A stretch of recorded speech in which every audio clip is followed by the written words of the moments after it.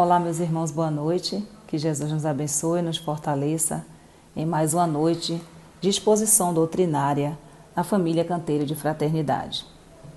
Daremos início ao nosso trabalho lendo uma mensagem do livro Vida Feliz, de Joana de Ângeles, com a psicografia de Divaldo Pereira Franco. A lição 43 diz o seguinte: a tua felicidade é possível. Crê nesta realidade e trabalha com afinco para consegui-la. Não a coloques nas coisas, nos lugares, nem nas pessoas, a fim de que não te decepciones. A felicidade é um estado íntimo, defluente do bem-estar que a vida digna e sem sobressaltos proporciona. Mesmo que te faltem dinheiro, posição social de relevo e saúde, podes ser feliz, vivendo com resignação e confiança em Deus. Vamos à nossa prece inicial. Bondoso Mestre Jesus, aqui estamos mais uma vez reunidos em Teu nome para pedir a sabedoria, a fortaleza e o caminho da crescente iluminação para todos os bons amigos espirituais que sempre estão à frente dos trabalhos da nossa casa de amor, Canteiro de Fraternidade. Te pedimos ainda, Mestre, que se porventura em nosso lar algum irmão encontre-se em estado de necessidade, que ele possa ser atendido e ter a assistência necessária. A nossa amiga Patrícia Lins, que possa dividir conosco o fruto de tua aprendizagem e dos seus estudos. Nessa noite, nós contamos, Mestre, com a tua presença e com a presença dos bons amigos que nunca faltam. Sendo assim, em teu nome, com a tua permissão, iniciaremos o trabalho doutrinário dessa noite. Que assim seja. Com vocês, a nossa amiga Patrícia Lins, com o tema A Arte de Estar a Serviço do Cristo na Preleção Doutrinária. Olá, amigos. Nossas saudações cordiais. Estamos aqui mais uma vez para esta preleção doutrinária virtual, a qual endereçamos com muito amor e alegria ao canteiro de fraternidade, com os nossos votos de muita paz. Hoje nós vamos refletir sobre um tema interessantíssimo: a arte de estar a serviço do Cristo na preleção doutrinária. O tema é por demais interessante. A arte de estar a serviço do Cristo, em primeiro lugar. É interessante como cada palavra foi muito bem escolhida, porque a arte é uma expressão da alma, uma expressão que não está presa, circunscrita a métodos específicos, a formas padronizadas de como fazer, mas movida por uma inspiração e por um dom, cada um imprime, ao fazer a sua arte, algo de si. É um donativo da alma, como a mensagem de Emmanuel que nós lemos no início. E essa arte de estar a serviço do Cristo, nem por isso, por essa característica de espontaneidade, é amadora. Na verdade, nós vamos aprimorando a nossa arte de estar a serviço do Cristo à medida que nos colocamos neste serviço. Essa seria uma primeira consideração.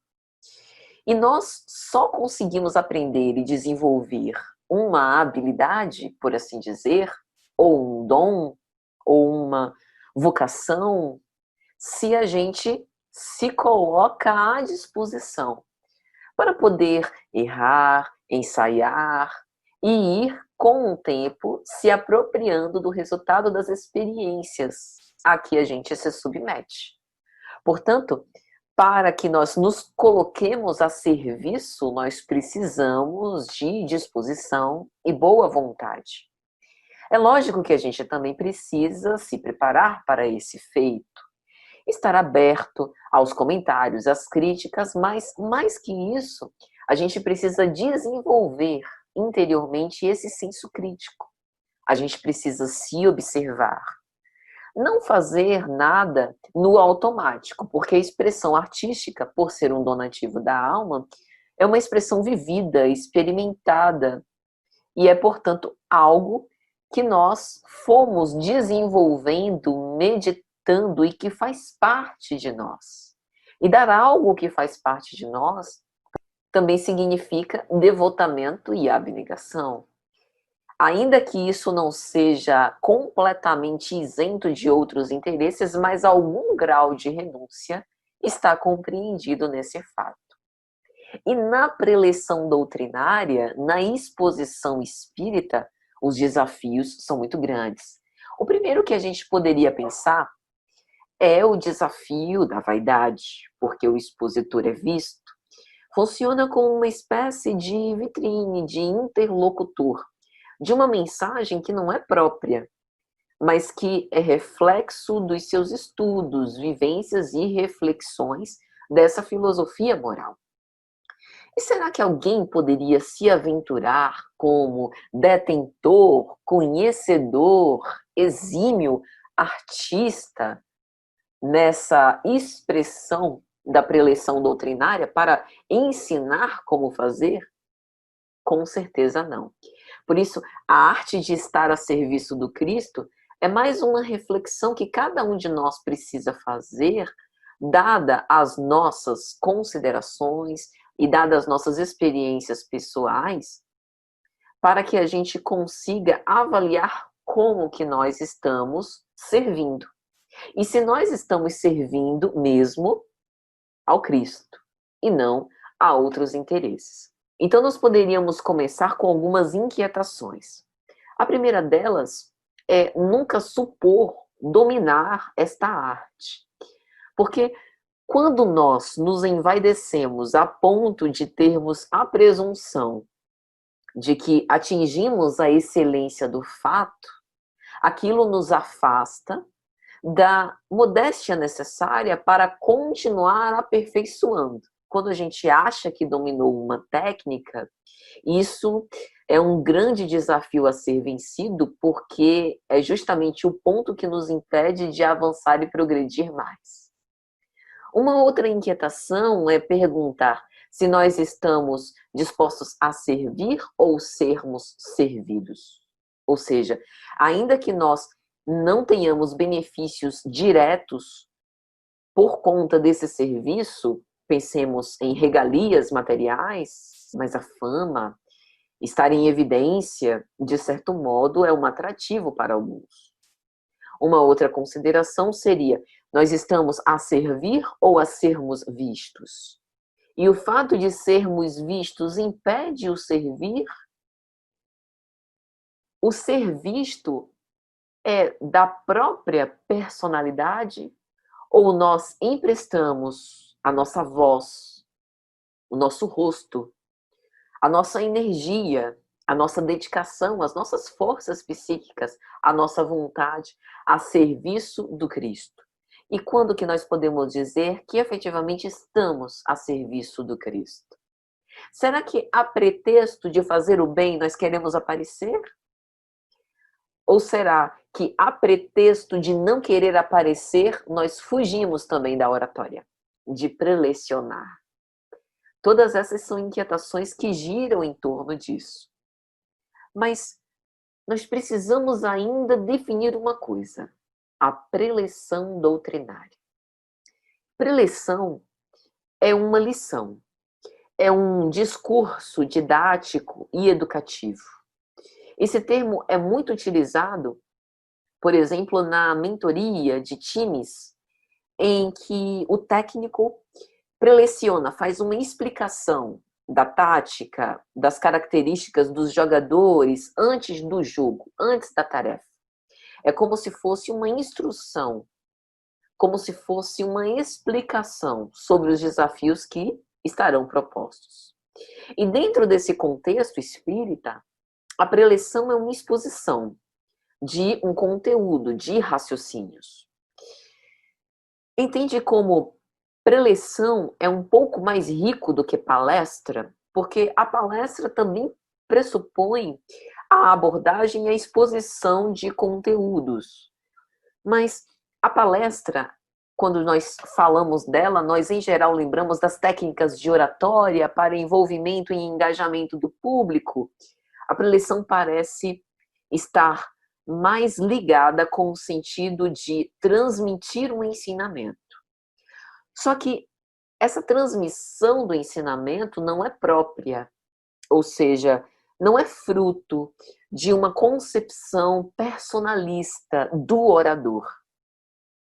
O orador, naquele momento, ele se coloca como intermediário de um pensamento que passa pelos seus próprios pensamentos. Então, por isso que a gente falou dos raciocínios, que são anímicos, são do próprio orador. Mas, além disso, ele também transmite raciocínios de outrem. E eu nem estou falando tanto da intuição nesse intercâmbio com o mundo espiritual, que inevitavelmente acontece nos oradores. Quando nós falamos dos oradores inspirados, seja de uma forma sensitiva, em que vêm as ideias, né? E o orador elabora aquilo, seja de uma forma mais mecânica, né? Em que o orador realmente se coloca como medianeiro de um outro ou de outros espíritos. Mas eu nem falo disso. Eu falo para que nós possamos organizar o pensamento de uma preleção doutrinária, nós entabulamos, concatenamos, pesquisamos outros pensadores através dos livros, dos vídeos, dos artigos que lemos para poder formular o nosso pensamento. Então, as contribuições de um orador sempre são somas de contribuições e de concatenações, ligações de raciocínios de muitos pensadores.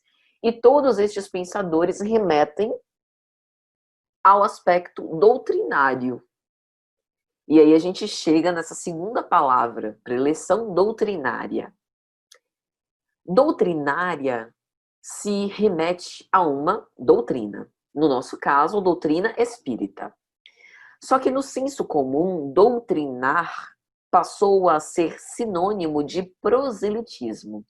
Talvez por conta do hábito de que, ao falar de um sistema religioso com uma filosofia moral por trás, havia uma tentativa de dobrar, de convencer, de converter o outro.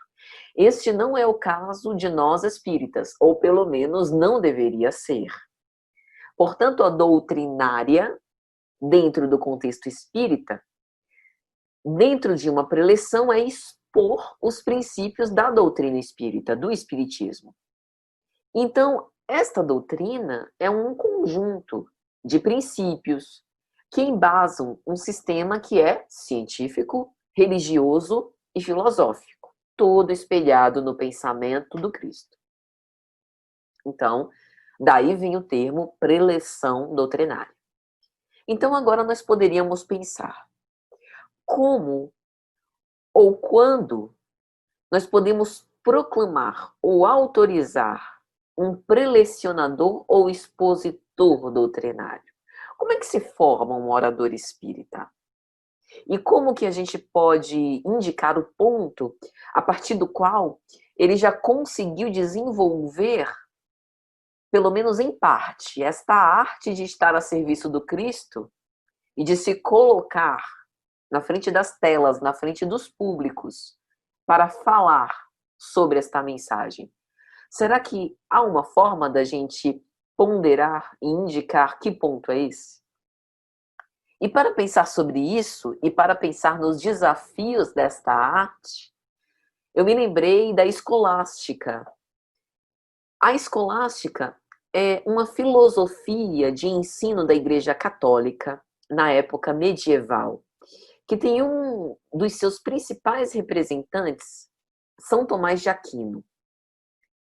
E a escolástica, ela reflete uma mentalidade de ensino que acabou preconizando a união da razão e da fé. Exatamente aquela proposta que Allan Kardec coloca em O Evangelho segundo o Espiritismo, da aliança entre ciência e religião. A escolástica, ela visava sustentar a tese de que não é a autoridade de quem fala que deve fazer com que o discurso seja forte, mas sim o poder do argumento. Então, até o momento em que este movimento surge, a referência de quem falava, se é o Papa, se é um representante do alto clero, bom, isso basta para que o seu discurso seja validado. A escolástica, então, tenta colocar a razão para que o poder argumentativo prevaleça, não obstante o orador. E esse movimento da escolástica, ele é muito importante para a arte de estar a serviço do Cristo. Porque no momento em que a gente tira do centro quem fala e coloca no centro o que essa pessoa fala, a gente passa a estabelecer a prioridade para a mensagem e não para o mensageiro. A mensagem passa a ser a vedete, passa a ser aquilo que todos esperam escutar. Passa a ser o alimento que os espectadores querem usufruir, querem tomar para sustentar nas suas lutas. Então, podem se passar os oradores, e eles sempre passam. Os prelecionadores, eles mudam com o passar dos anos, porque essa personalidade, Patrícia, ela tem um tempo certo para existir, né? A morte é uma certeza. E quando Patrícia encontrar o túmulo, esta mensagem que era animada por esta voz, agora pode ser animada por outras vozes. E a diversidade de vozes também colabora para que essa mensagem não apenas chegue a mais corações, como chegue de uma forma diferente por outras portas, portas que para Patrícia não eram acessíveis, porque cada um tem o seu estilo, tem a sua forma de abordar, tem os seus raciocínios. E essa diversidade, ela é bastante útil e agregadora, porquanto representa a diversidade humana. Então, veja a importância da escolástica sobre entender para crer. Não é porque alguém me disse, mas é porque eu realmente concordo com a ideia. A ideia de que a razão prepara a fé. E aí a gente pensa na nossa contemporaneidade. Como nós hoje, século XXI, passamos já da idade medieval. A escolástica atravessou-nos. E nós hoje utilizamos a nossa razão, a nossa fé raciocinada na doutrina espírita para conseguir enfrentar os dilemas da vida. E será que isso realmente tem facilitado o nosso trabalho de viver, de entender o papel das aflições e de experimentar essa imortalidade que a gente diz acreditar? Será que nas nossas preleções doutrinárias nós conseguimos perceber a presença ali do Cristo por trás daquele que fala? Será que a gente consegue se aproximar mais de Jesus a cada doutrinária que a gente faz ou que a gente ouve, com a qual a gente interage? É interessante que nessa pandemia, alguns formatos de preleção doutrinária foram alterados, envolvendo, incluindo a participação ativa, né, daqueles que ouvem, tanto com perguntas quanto com estudos em que tem mesmo a participação em tempo real. Tudo isso para que todos estejamos a serviço do Cristo. E aí, por conta de não ter elementos próprios que me fizessem testemunhar a arte de estar a serviço do Cristo, porque em tarefa de preleção doutrinária sou apenas uma aprendiz, recordei-me de um pregador a quem me chama muita atenção e que, confesso, permanece sempre na minha tela mental, porque para mim é um exemplo de quem estava sempre a serviço do Cristo. Refiro-me a Estevão, o primeiro mártir do cristianismo primitivo. Vamos analisar algumas peculiaridades de Estevão. Estevão tinha conhecimento, não apenas da lei de Moisés, da experiência de todos os profetas do Antigo Testamento, da vida pessoal desses profetas, conhecia a sua biografia, conhecia o significado profundo do exercício e da prática da lei de Deus por estes profetas, como conseguia fazer um autoconfesso em relação ao povo hebreu, incluindo-se, porque era ele também descendente de uma das tribos de Sacar, como vai dizer Emmanuel na obra Paulo e Estevão. E além de tudo isso, Estevão conseguia fazer a ponte do Antigo Testamento com o Novo Testamento, da lei de Moisés com o Evangelho de Jesus. E isso graças ao vasto conhecimento que ele tinha a respeito dos escritos sagrados. Adicionado a isso, e muito importante, Estevão tinha a vivência, inclusive vivência no sofrimento. A gente se recorda que na obra, logo no início, Estevão é preso ao lado do seu pai, eles são flagiciados, condenados de uma forma torpe pelo então legado de Roma. Ele se oferece no lugar do pai para inocentar o pai e liberá-lo, não dá certo.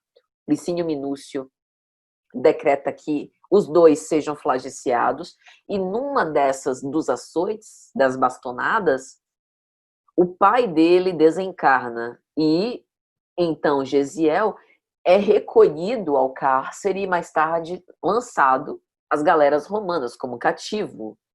E tem esse trabalho escravo durante muito tempo. Até que chega um moço, um patrício romano, doente, com uma doença contagiosa e que ninguém queria cuidar, e ele, por testemunhar o seu desvelo, a sua obediência, cuida Sérgio Paulo, e Sérgio Paulo mais tarde o premia pela sua dedicação e pelo seu devotamento e abnegação com a liberdade, pedindo que ele trocasse de nome e não revelasse detalhes do seu passado a ninguém. Por esses caminhos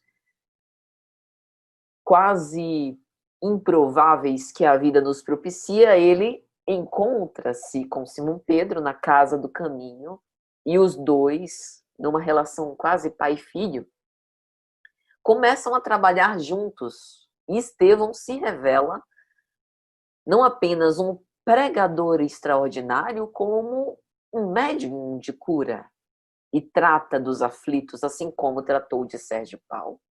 Bem, a desencarnação é conhecida, o apedrejamento, pelo juiz da causa, Saulo de Tarso. Então, a vivência, inclusive no sofrimento, é algo presente em Estevão.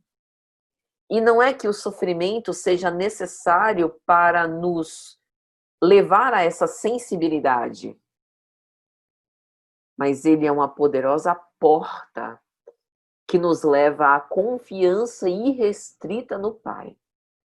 Porque quando nos faltam recursos outros em que nós podemos atribuir a nossa fortaleza, os bens que passam, a beleza, a jovialidade, os aplausos, a fama do mundo, quando nos falta tudo isso, resta a confiança em Deus. E é nos momentos de aflição que a gente prova a fidelidade ao testemunho. E Estevão deu provas disso, sempre sereno, imperturbável, jamais abjurando da sua fé, não obstante constrangido, coagido. Recordemos que quando ele vai ao Sinédrio e fica cara a cara com aquela opulência, os rabinos, utilizando aquelas vestes paramentadas, cheias de ouro, de pedras preciosas, e os miseráveis do povo, mendigando migalhas às portas do sinédrio, ele fica horrorizado com tanta hipocrisia e insensibilidade.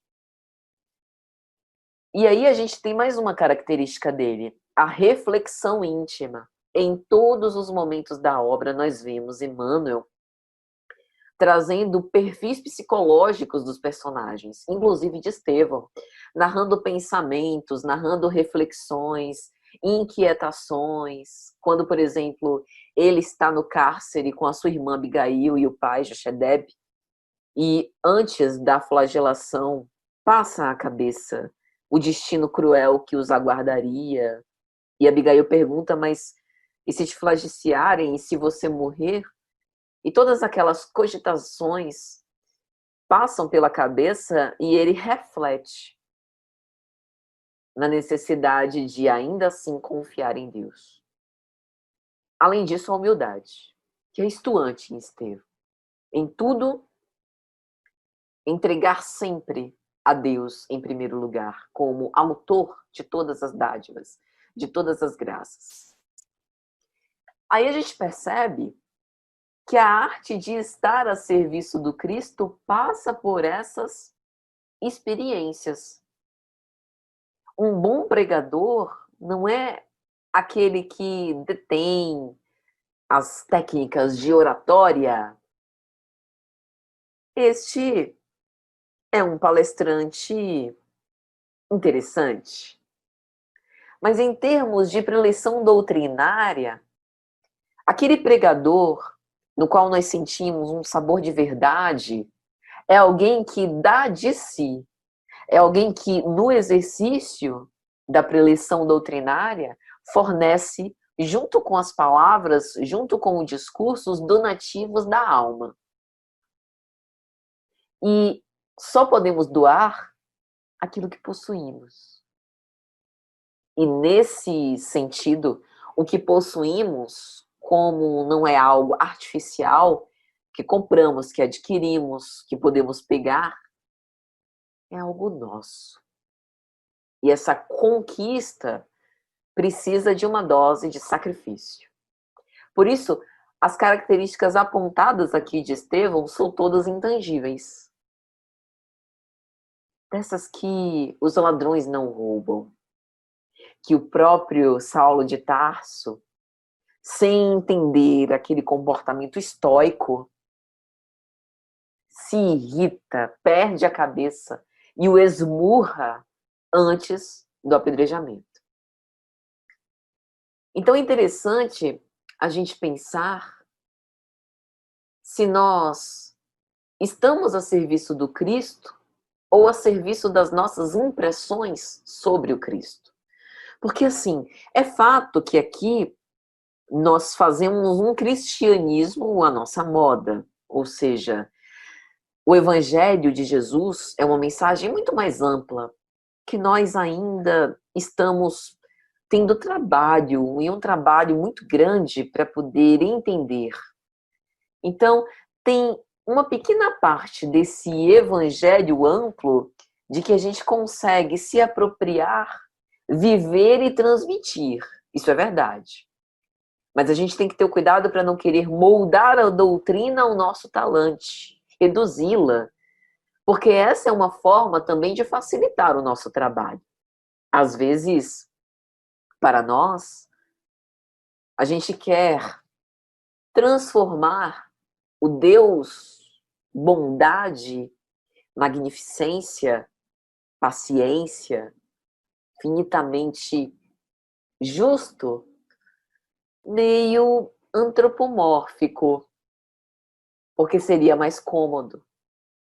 Do mesmo modo, é importante que a gente não se iniba por ainda não viver tudo o que dizemos. Porque quando dizemos, também dizemos a nós. E este é um compromisso parecido com aquelas confissões públicas que os apóstolos faziam, que os cristãos recém-convertidos faziam. a confissão pública dos seus pecados, a fim de que, a partir daquele momento, pudessem renovar os seus propósitos. E assim a gente pode confessar intimamente, não mais publicamente, mas confessar intimamente que a gente ainda não vive. Mas ao falar, é como se a gente tivesse assumindo um compromisso de se esforçar para viver. E no capítulo 17 do Evangelho segundo o Espiritismo, Sede Perfeitos, quando Kardec vai apresentar uma das mais belas mensagens, os bons espíritas, ele vai enfatizar que o verdadeiro espírita é aquele que se esforça para vencer, para domar suas más inclinações. Portanto, esse esforço da vontade é crucial, importantíssimo.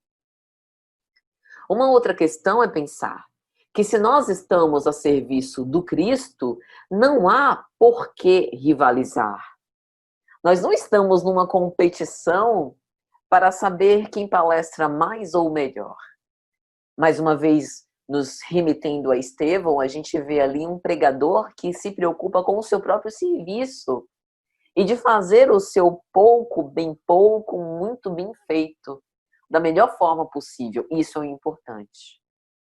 E talvez este seja um recado relevante para nós, não nos importar tanto com o outro, o que não implica desprezo e indiferença, mas colocar os nossos olhos para a nossa dedicação ao ideal, que é o que nós podemos mudar e do que somos diretamente responsáveis. É como nas empresas que se faz análise de desempenho, feedback. Nosso feedback, nesse caso, já que estamos a serviço do Cristo, é interior. Então, não é melhor quem serve muito, mas é melhor quem serve bem. Mas não é melhor que os outros, é melhor para si mesmo.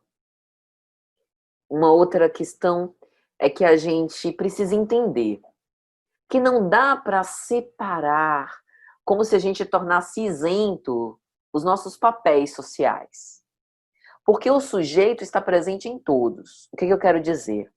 Eu vou separar a Patrícia espírita, a Patrícia profissional, a Patrícia dentro da família e a Patrícia para os estranhos na rua. Isso é diferente de manter os objetivos muito bem definidos em locais diferentes, porque às vezes a gente está fazendo uma preleção doutrinária espírita e está querendo fazer propaganda pessoal ou profissional. E às vezes a gente está dentro da nossa família e está querendo fazer proselitismo, querendo converter os nossos familiares a essa doutrina que nós esposamos e que é o nosso ideal.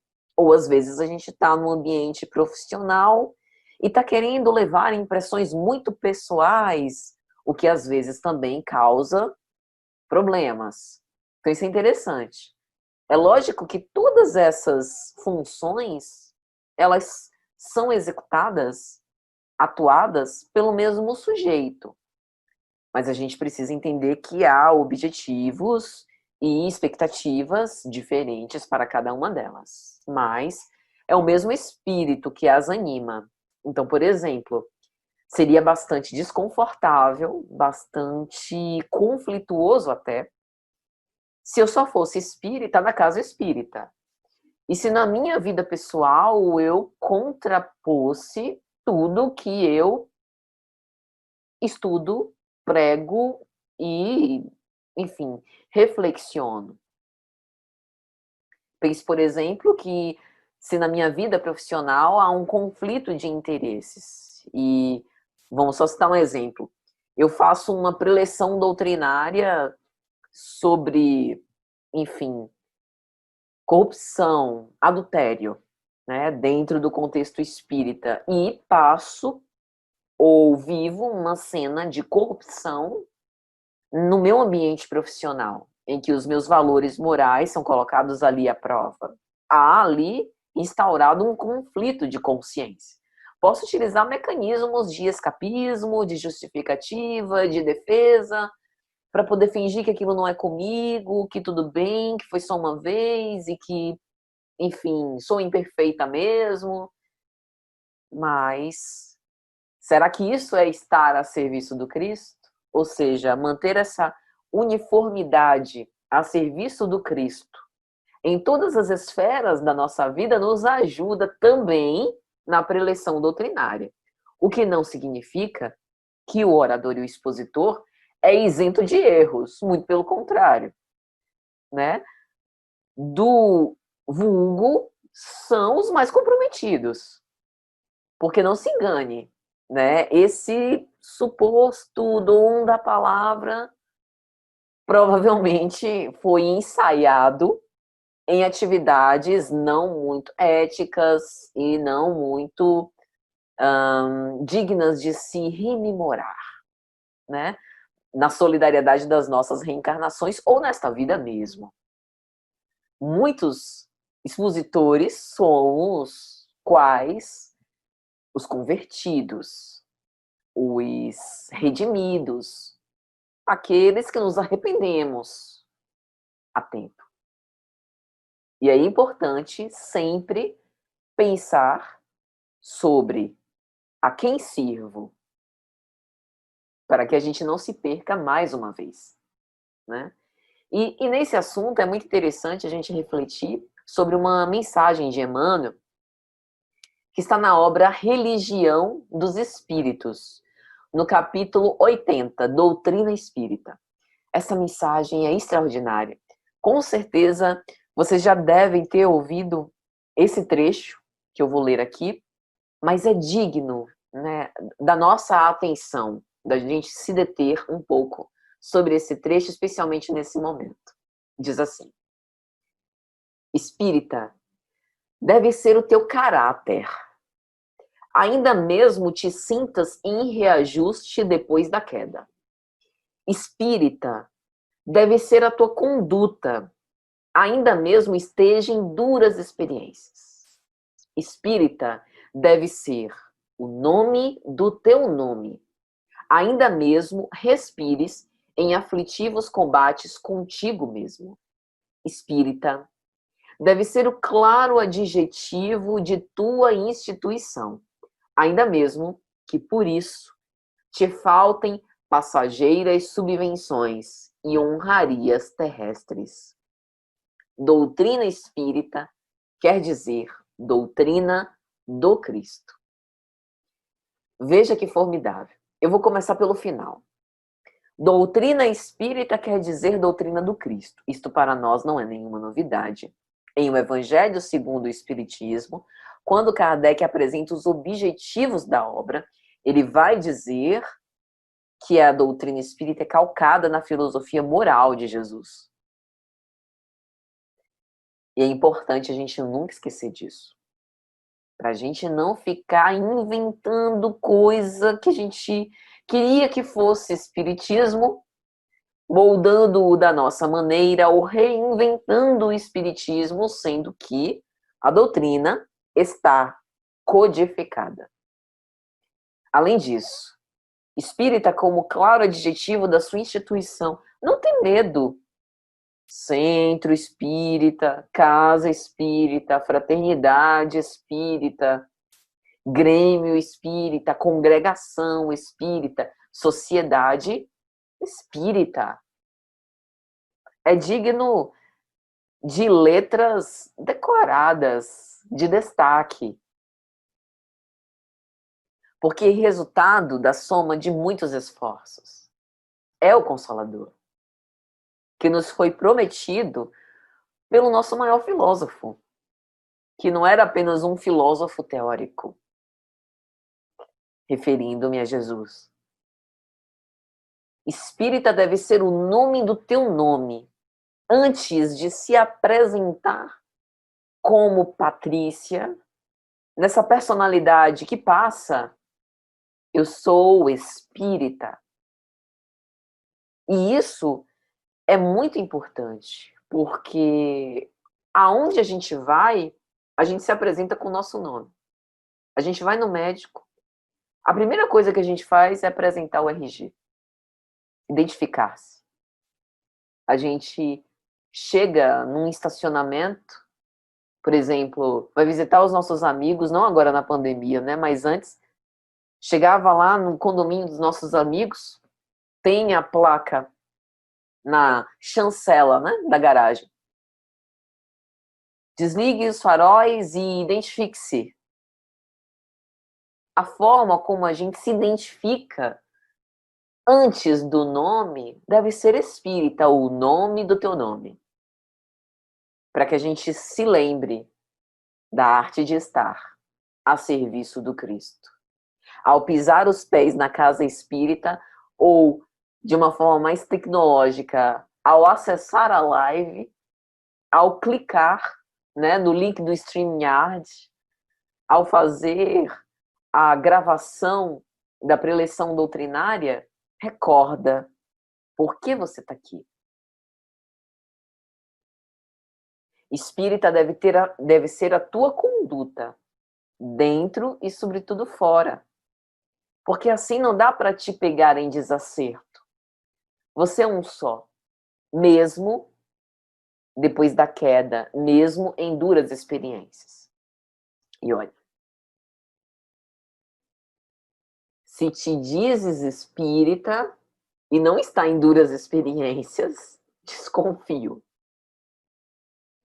Porque no momento que a gente abraça com amor este ideal, a gente passa, inevitavelmente, a ter que viver certas provas, certas experiências que antecedem os testemunhos. Então, mais uma vez, citando Estevão como exemplo. Serenidade imperturbável. Recordemos da obra Paulo e Estevão. No capítulo 7 de Atos, há a transcrição da pregação de Estevão perante o Sinédrio. Porque nesse capítulo 7, logo no início, o primeiro versículo diz sobre a interpelação pelo sumo sacerdote. Então, Estevão estava no Sinédrio. Entrecortada sua fala pelos apulpos dos rabinos, porque o povo foi constrangido a ficar do lado de fora, e Estevão pediu aos apóstolos que permanecessem na casa do caminho, porque estava disposto a ser fiel até o fim e já imaginava o desfecho daquela cena lamentável. Interpelado, interrompido diversas vezes pelas manifestações coléricas dos rabinos e do próprio Saulo, chega um momento que Saulo perde a cabeça e esburra Estevão, sem dó nem piedade. Ali é a animalidade descontrolada. A cólera, a fúria, profunda descompensação. Naquele momento, será que a emoção da raiva não foi vivida por Estevão? É lógico que foi. Era um rapaz de 25 anos, não obstante a sua evolução moral, não obstante todos os seus méritos, seu conhecimento, a sua vivência. Humanidade. E às vezes a gente, até com uma forma também de facilitar o nosso trabalho, pega Estevão, coloca lá longe, que é mais confortável pensar assim. Mas a grande questão não é o que ele sente, a emoção que experimenta, é o que ele faz. Podendo reagir, ainda que aquilo gerasse só em se contorcer nas algemas, enfim. Se bem que nessa hora ele ainda não estava preso ao tronco do martírio, mas ainda que fosse impotente a sua reação, ele não reage. Ele chora convulsivamente. E no momento em que Saulo se depara com aquelas lágrimas, Emmanuel vai dizer, uma íntima satisfação lhe percorre por dentro e ele estaca. E intimamente ele pedia a Deus para continuar a ser fiel, para que ele pudesse dominar os seus impulsos. A gente vê Estevão na simplicidade dos gestos, no reconhecimento da procedência da mensagem. Saulo vai com Sadoc à casa do caminho assistir a pregação de Estevão, tenta entrar num bate-boca durante a pregação. Estevão, muito educadamente, declina da proposta para não nutrir esse fermento farisaico, dá as costas, se retira. No caminho, encontra uma mulher com uma filha muda que joga-se aos seus pés, pedindo que cure a filha para que ela volte a falar. E é interessante, Emmanuel faz questão de anotar, naquele momento, Estevão refletiu justamente por conta de não querer cair nos perigos da vaidade. Refletiu sobre a posição que ia tomar, elevando os pensamentos ao alto, atribui ao Cristo todo o mérito pela cura, pela transformação na vida das pessoas e roga pelo milagre. E acontece. E as primeiras palavras da menina são em louvor ao Cristo Jesus. Ele não nutre caprichos pessoais. Numa palavra, ele usa o próprio remédio que prescreve. Como a gente chama, vive a mensagem. Discreto, o que significa que na preleção doutrinária, a discrição, eu não vou me divulgar, o meu trabalho é tão pequeno, tão ruim ainda, né? Sou tão imperfeito. Mas é não reconhecer no trabalho um motivo para se sobrepor ao outro. Faço o meu trabalho da melhor maneira que posso, mas reconheço que ainda há muito mais a fazer. Entender que o teor essencial é a doutrina e que a gente faz só uma aparência. Entender também que aquele que bem fala é também o que bem ouve. Sobretudo, ouve o que ele próprio diz. É interessantíssimo como tudo que a gente diz é tão importante para as nossas próprias vivências. Essa arte de estar a serviço do Cristo, ela é dinâmica, uma expressão espontânea. E a gente também precisa pensar na responsabilidade, que nós somos vitrine. Então, concluindo nosso pensamento, como saber se eu estou no caminho certo na arte de estar a serviço do Cristo na preleção doutrinária? Analisando os frutos. Não os likes, as curtidas e os elogios no fim da palestra, não o calor dos aplausos. Analisar intimamente. A mesma facilidade que eu tenho para falar, eu tenho para viver? A mesma facilidade que eu tenho para falar, eu tenho para escutar e calar. E assim, a gente consegue abrir-se cada vez mais à intuição, com preparo. Porque às vezes a gente também vê, não me preparei para falar, vou na santa inspiração. Muito cuidado com isso, porque nós somos antenas psíquicas. Vai que a gente sintoniza com algum equívoco e aí a gente vai na santa inspiração sem filtros. Cuidado. Mas sempre utilizando a palavra para promover encontros. Não de Patrícia com quem ouve, mas de quem ouve e de Patrícia com o Cristo. Meus amigos, espero sinceramente tenha sido de alguma sorte útil. Os erros são de Patrícia. E o mérito que possa haver dessa mensagem é de Cristo. Um grande e fraternal abraço e vamos orar. Após a fala edificante de nossa irmã Patrícia Lins, é hora de agradecer. Mestre amigo, bondoso irmão mais velho, Gratos estamos pelo trabalho realizado hoje. Agradecemos também pela assistência e amparo recebidos nessa noite. Nós que estamos em nossos lares,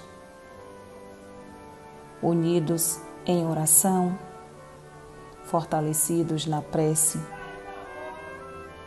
te rogamos, Mestre, que possamos estar com um olhar mais atento ao nosso semelhante, que possamos de alguma forma nos modificarmos, porque o caminho é de evolução e progresso. Agradecidos pela nossa irmã Patrícia Lins, que tão carinhosamente compartilhou conosco o fruto dos seus estudos. Sendo assim, Mestre, em teu nome, com a tua permissão, encerramos o trabalho doutrinário da nossa casa Canteiro de Fraternidade.